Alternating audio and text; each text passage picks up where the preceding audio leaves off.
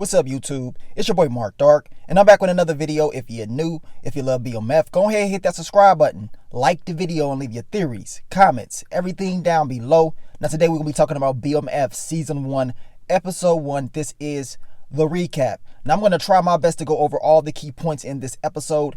If I miss anything, you guys let me know down below. And as I told you guys last night, this episode 1 was definitely a great episode, a great introduction to this show. I can't wait to see episode 2.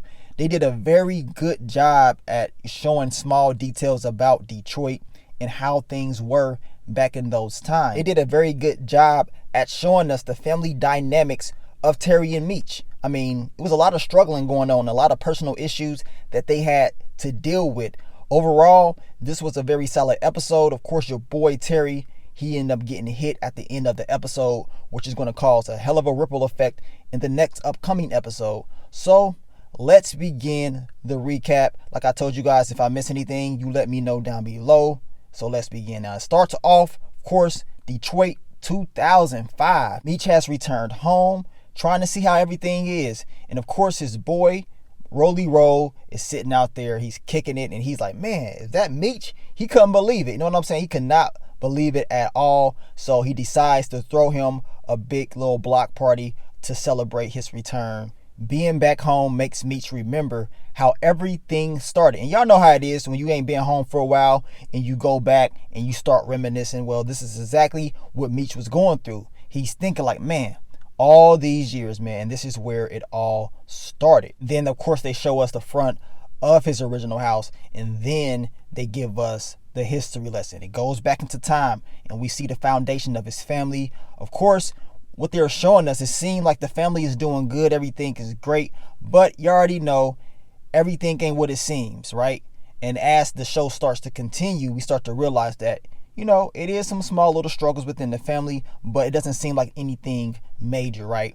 Your boy Meech is about to blow up the whole house trying to light this gas stove. I'm looking like, dude, that's the bad way to light that stove, with that lighter. Of course, he's supposed to be going to work at Wendy's, allegedly, and he has to share his milk with his brother. I mean, I don't know about y'all, but this is crucial. You having to share milk because y'all ain't got no more milk. I'm surprised she didn't tell him just to go ahead and just use some water.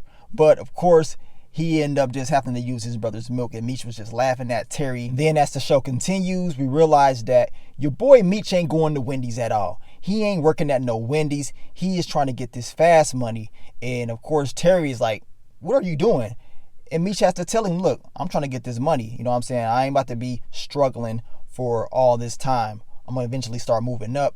We see a car pull up, a Mercedes Benz, and it's your boy Pat. And he's telling Meech to get on in the car. Meech tells Terry, look, that's my boss. And of course, we know that Terry wants to follow his brother everywhere he goes. Now, at first, Pat just drove off with Meech in the car, but then he stopped and he said, okay, you can get on in the car. And this is where your boy Meech was saying at the end of the episode, if he could have changed anything, this would have probably been something that he would have changed, because we know that Terry ended up getting shot at the end of the episode. But we know that Terry loved his brother and everything that he did, so he followed him, right? Then we move forward to the 1980s, and now the boys are a little bit older, a little bit more established. We know that, of course, Meech has dropped out of school. Terry is still in school at the time. They decide to go meet up with the 12th Street boys at this basketball game. Terry has set this all up because he knows that it's metal detectors and the chances of bringing in a weapon is slim to none. But of course, Terry meets up with his boy in the locker rooms and he gets his strap. So he's feeling like he has an advantage because he's like, I got my strap. These guys don't have nothing. Now we're going to have this meeting and I'm going to have the upper hand.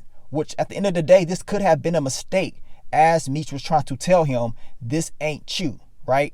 This is something that Terry doesn't normally do, but he decided to do this at this particular meeting. That means he wanted to show them like, look, I'm in charge. Me and my brother running stuff. Now, at the start of the meeting, these guys were just running their mouth, and Meech had to tell them, look, no one is afraid of you guys. And if this is what y'all want to do, y'all want to battle over territory and stuff like that, we can do it, plain and simple. But then Meech goes in a different type of approach, a very mature approach, because he's like, look, instead of us going at it with each other, we can come together like the Italians and stuff like that. It's better. We have more resources. But of course, J Mo, the 12th Street Boys, they ain't trying to hear anything that Meech is talking about. They like, look, we run in this territory. This is our spot. Y'all got to go. Plain and simple. And pretty much is still being disrespectful to these guys, which eventually end up pissing off your boy, Terry. Then we get to this character right here, played by Marquise Moore. Every time I see his face, y'all, I cannot lie, I always think of Snowfall, Ray Ray, and I always think of how dirty this dude was in Snowfall. But of course, in this show, it seems like he's the same type of way. And he, of course, is rolling with the 12th Street Boys, and you already know he's going to be an issue down the line. So Terry's like, look, this is what we going to do. He pulls out the strap, and things get a little bit more serious. And this is when Meech is like, nah, we ain't even about that. We ain't even going to do none of that right here. Terry is pissed off. Like I said, him bringing that gun to this whole meeting was to try to prove a point. He thought it was going to work, but no, it did not work. Meech ended up telling them, look, y'all can have y'all little territory, so be it. We ain't even trying to, push it to that type of level. And of course, we know Terry was very upset because he's like, man, you pretty much just let them punk us out, made us look stupid up in there. And Meech is telling him, look, it ain't about any of that. We still getting money. We good. The last thing that we want is a war. We don't want police being involved in all this stuff. We want to keep it as civil as possible. At the same time, we need to continue to make money. He tells his brother, look, with my, vision and your mindset, we're going to pretty much be unstoppable. Can't nobody mess with us, plain and simple. And remember, Terry, he loves his brother. He's going to follow everything that his brother does. Now, of course, Lucille walks into the room and Terry has to hurry up and put the strap up, because if it's out, she's going to question why her son has this weapon in this house, which we know later on in the episode it is brought back up.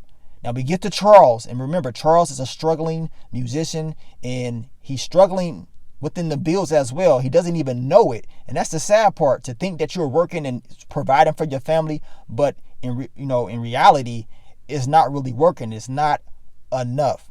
Now, we find that Charles is definitely showing a lot more favoritism to Terry because he understands that Meech sells drugs. This is what he does. He doesn't really like any of that, and he puts a lot of praise on Terry. We see that his sister, Nikki, she wants to go on this field trip. She doesn't have the money to do that. And of course, Lucille has to downplay it once again, talking about we'll talk about it. At the end of the day, they need money. You know what I'm saying? This is what we're figuring out. It's a lot of struggling going on, and it's not a lot of money in the household. Meech is tired of hearing all the talk within the family, and he said, you know what? My stomach ain't feeling too good. I got to get up on out of here, man. I can't continue to sit here and just listen to all this. So Meech heads out. We get to the OG Lamar. He has returned to town, and of course, he is going to one of his favorite restaurants, and he's looking for Duca, but Duca's not there. Of course, he's not there, right? And not only is he not there, he's been moved to another restaurant, and it seems like they have changed the menu at this restaurant. And of course, Lamar is very, very pissed off. He does not like this employee, and he takes it out on him. Let him know, when I come back, you better make sure and you tell Duca I want this place to go back how it used to be. And of course, this worker, he is trying whatever he can do to get Lamar up off of him. And as Lamar is there, he's pretty much letting them know, look, I'm back in town. I'm running stuff. And as he's there and he's about to leave, we see, of course, the 12th Street Boys, J Mo. They're looking in this, I would say, thinking of a master plan. Now, we know that J Mo wants to recruit Lamar. He understands that he is an OG and he knows a lot, but he understands that people, they fear Lamar. So having him a part of their team is probably a good move.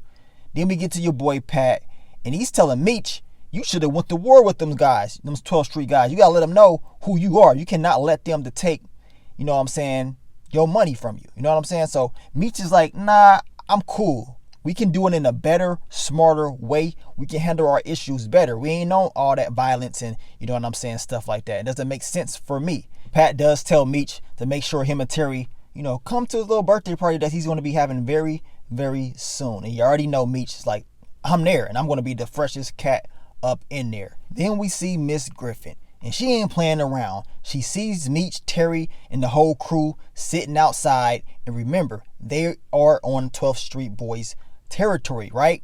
And she already knows what time it is. She's like, I know y'all not up to anything good. And Meech is like, look, don't worry, Miss Griffin. We good. We just trying to get all our friends together, enough people together so we can have a game. And she tells him, look, I know what type of game you play. We ain't about to do that. So now Miss Griffin is going to be an issue if Meech and his organization are trying to do business here, which they are trying to do. And if you got her in the way, that's going to be a problem, right? So then we get to Meech and we get to Detective Bryant, played by Steve Harris. And this is where the whole game plan is set up, because he's telling him, look, he is trying to have his little game at the rec center, but he has some issues, right? And he puts it out there that pretty much it's Miss Griffin. She is the issue. He did it in a way that if a person that was walking past, they would never have knew what they was talking about. They would probably just think it was just a baseball game or whatever. But no, he is telling him, in my opinion, now this is just my opinion, that Miss Griffin is the problem and you have to take her out the picture. Then we get to your boy Terry. He is in class. They're learning about Charles Marx. And of course, his classmate Kwame, he cannot leave Terry alone at all. Every time Terry is talking, he has to continue to bring up his child, him having a baby. I'm like, dude, this is a personal blow. I mean, yeah, you have jokes and stuff in school, but you keep attacking this man and his child. Like, how many times are you going to continue to do this? Of course, Terry gets pissed off and has to let this Kwame character know, like, look, you don't know who you talking to. So they get into a little exchange, and of course Terry is kicked out of class. But this dude is going to be an issue. Plain and simple. You don't continue to disrespect him. I understand why Terry did what he had to do. Now, the parents, they end up finding the strap that, of course, Terry had in the room. And, you know, Charles is automatically thinking, like, it has to be Meech. Meech brought this weapon up in the house. I'm pissed off. He's telling Meech, you got to go. Plain and simple. You can't have this weapon around my kids. I'm tired of you being around with this type of behavior.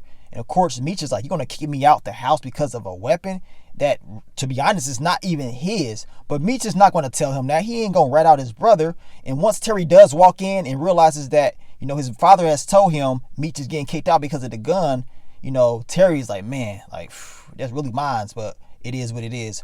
Of course, your boy Meech is like, all right, I'll leave, but y'all gonna be following in my footsteps. And of course, Charles wants to know, what does he mean by that? And this is when Meech tells him, look, y'all back on mortgage. This house about to get foreclosed. And then he brings in this money. He's like, look, you know what I'm saying?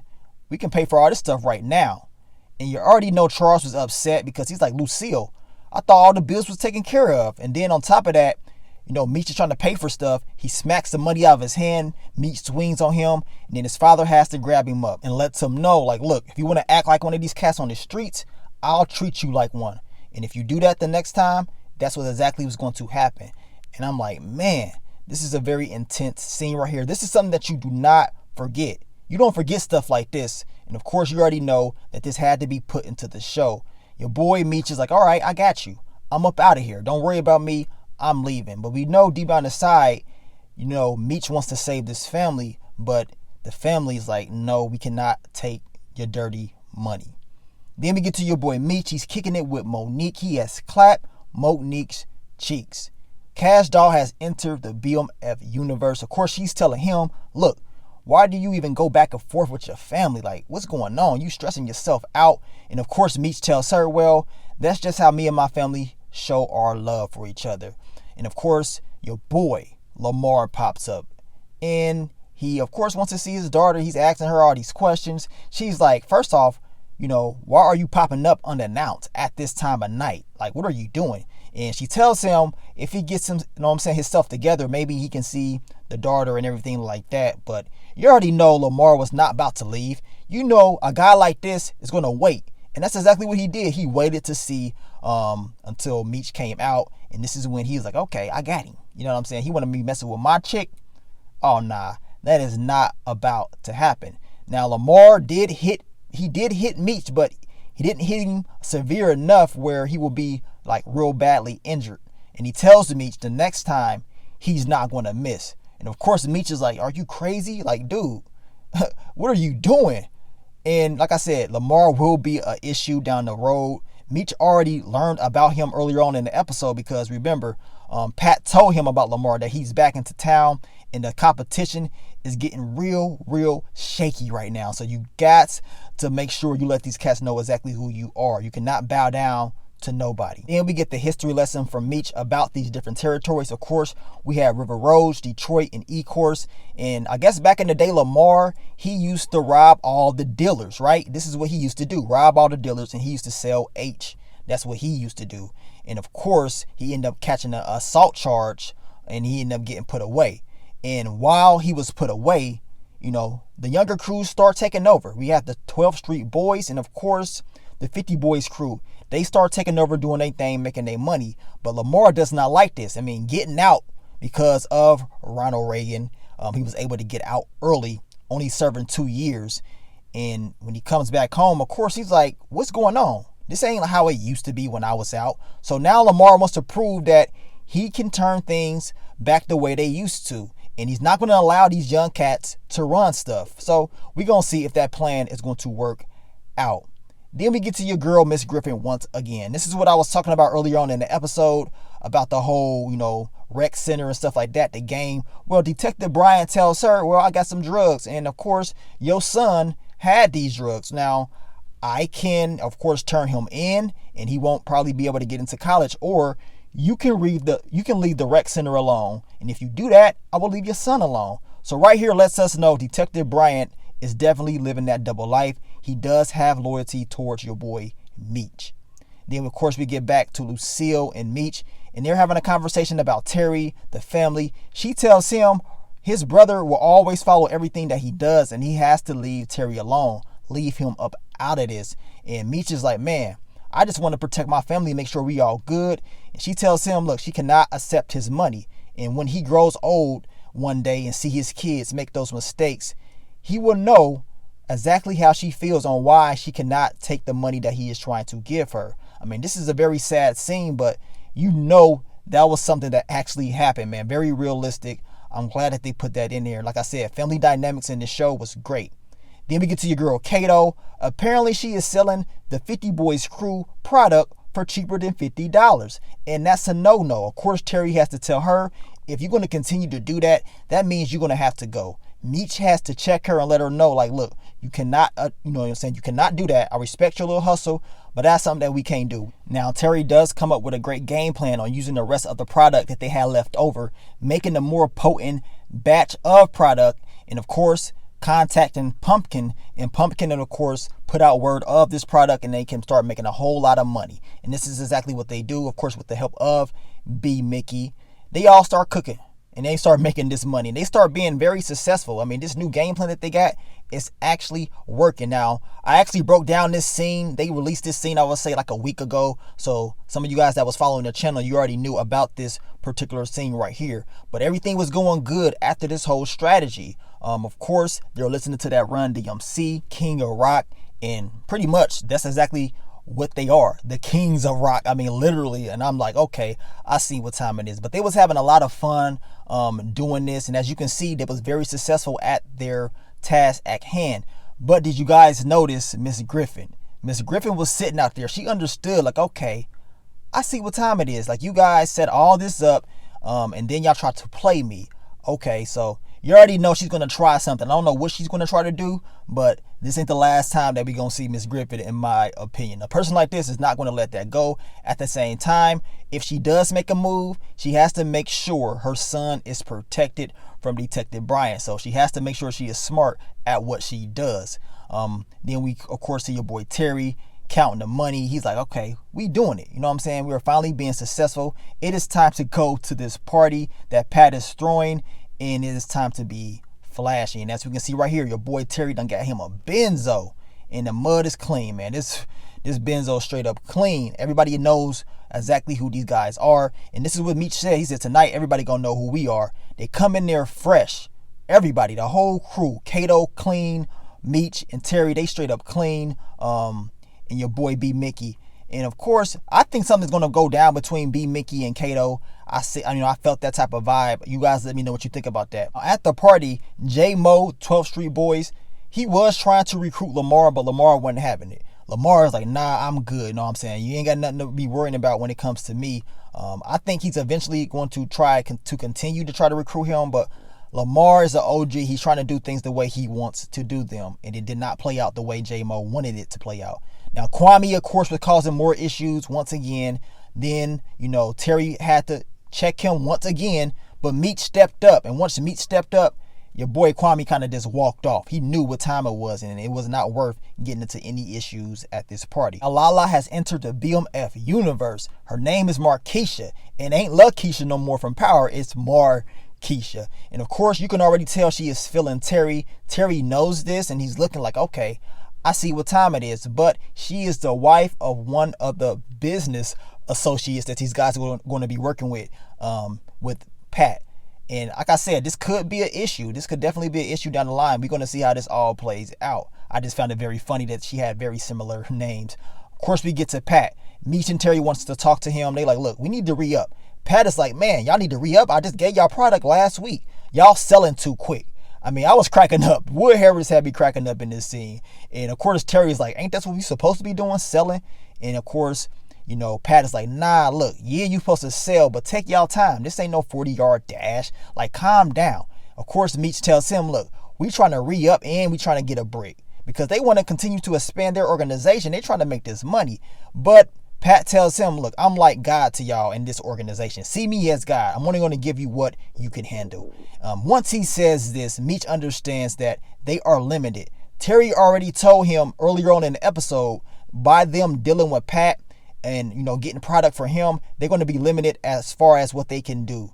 And this is where Meech is like, okay, I see what you're saying. You know what I'm saying? We're going to come together. We're going to take over. We ain't just going to be bosses. We're going to be kings. We're going to start our own organization because he is tired of everybody telling him what he can and can't not do. He is tired of all of that. So now it is time to start their own little crew to take over. And, I was feeling Meech because he was like, every time he tried to do something, it's like everybody has something to say or they wanted him to do things their way. So it was quite understandable why he wanted to become his own boss. Then we get to your boy Terry, his girl, LaWanda. He done had his son. I mean, earlier on in the episode, they had a baby shower. And of course, T was like, look, I got to go. You know what I'm saying? I ain't trying to be up at these baby shower with all these girls and stuff like that. This is not me. But he was there for his son. That's a good thing. This is something that he did have going on that was positive in this episode. It's just sad that it did not end that way for your boy Terry in this episode. Now, of course, Terry is having a conversation with Meech. They're supposed to go be having this meeting with this new potential plug. And Meech is telling him, look, we got to make sure that we are there. You know what I'm saying? We got to be there on time. I need you to hurry up and meet me at the spot. So that's what Terry is on his way to go do. Now, while Terry is getting ready, LaWanda tells him before he leaves, can he go outside and grab the baby's pacifier? She thinks she left it in the car. Terry goes outside, and you already knew what time it was. You knew that something was about to happen. You can just feel the tension in the air, that this episode was not just going to end off good. And as Terry is getting the pacifier, a guy walks up with the strap with gloves on and fires a shot straight to his face. And I'm like, man, now this is serious. Now, I knew Terry did get shot. I just didn't know it would happen in the very first episode. To be honest, I wasn't expecting this to happen in the very first episode, but it did. And as you can hear your boy Meech saying, if he could change anything, he probably would have changed this. You know what I'm saying? That he probably lied because earlier on in the episode, we heard Meech, the older Meech, he said that if he can change anything, he probably would not do it. But then once this happened, he said, nah, I lied. I would definitely have changed some things. I mean, my brother getting into that car that day, that's something that I probably would have changed. Meech, was a big motivating factor for his brother Terry. And he understood this. So Terry hopped in that car. And from that moment on, it was a life-changing moment. But, Terry is definitely going to make it. If you follow BMF, you already know he is good. But still, to take a crucial shot like that, that is something that you will never forget. Never forget. And it can really affect a person. So you already know your boy Terry is not going to be the same person after this incident. And if you thought him getting that gun from his boy at that basketball game was an indication of him turning up, oh, nah. He is definitely about to be on his P's and Q's. And in this next episode, your boy Meech, he is really about to go crazy. Because if you pay attention, the first episode, Meech was really trying to be low-key on certain things. He wasn't really trying to cause issues with nobody. He did let people know who he was. He wasn't no punk. But you really saw that he was trying to work things out with everybody. Wasn't about going to war and stuff like that. Just about making money and supporting the family and coming together. But everybody else, it seems, I guess in his perspective, did not want to do that. So this is why he did some of the things that he had to do. But once he finds out that his brother has been hit, he is going to raise hell. And if you guys saw the episode 2 trailer, you already know that Meech is not going to be playing around in this next episode. And his mom tells him, like, look, you're going to end up getting yourself killed playing around like this. Well, when you do stuff like that to a family member, to a brother, I mean, what do you expect to happen? So I can't wait to see episode 2. Then this was a very good introduction, foundation episode to this series. Hopefully this series can continue. We have to continue to support it, because if we do, that means it will continue to air. And I know a lot of people was asking how many episodes we supposed to get. Now 50 Cent have already said that this season will give us 8 episodes. Similar to Power. When Power first started, we got 8 episodes. They wanted to test the waters. Another show, P Valley, 8 episodes. Another show, Hightown, 8 episodes. Usually stars, they test out the first 8 episodes, and then after that, if it is a successful show, they will continue the next season with 10 episodes. So if this show gets renewed, which I'm pretty sure it will, we will be getting those 10 episodes next season. But you guys let me know what you thought about the episode. If I missed anything, you guys let me know down below. But I want to thank you guys for all the support and all the love. And I will catch y'all very, very soon for the next video. We're going to be breaking down episode 2 tomorrow. So stay tuned for that. But let me get up on out of here, man. It's your boy Mark Dark. I'm out. Peace.